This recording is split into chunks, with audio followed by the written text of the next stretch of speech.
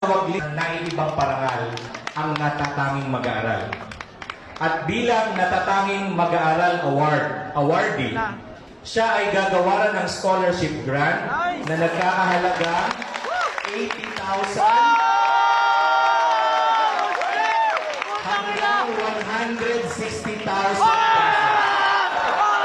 Depende sa kursong kanyang pipiliin bilang tulong sa kanyang pag-aaral.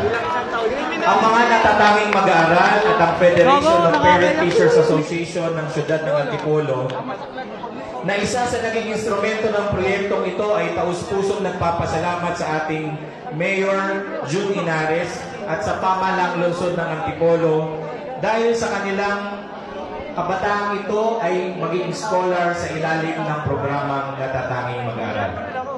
Ang citation po ay katulad din ng citation na iginawad natin sa ating numerong guro.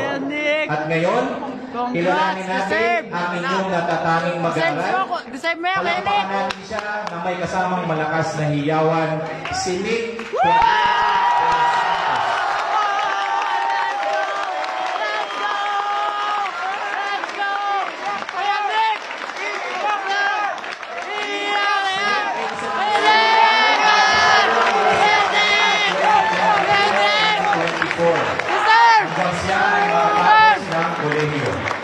Sa mga mahal sa buhay ni Nick, nakasisiguro po kayo ng isang magandang para sa kanya.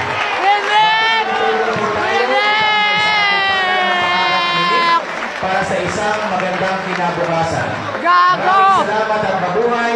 Palakpakan natin ang malakas. Si Nick de los Santos.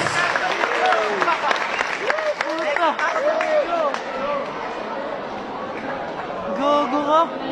Wala, kita ako sa video. Uy, si Kirby, oh. Hip hip! Isang malakas na palakpakan ng hiyawan kay Nick de los Santos.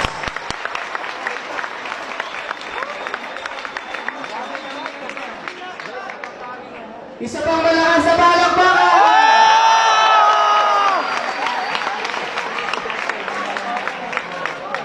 At yung pangatlong regalo ni Mayor June, syempre aside from natatanging mag-aaral, ito naman yung mga cash incentives sa mga namumukod tanging mga batang may karangalan.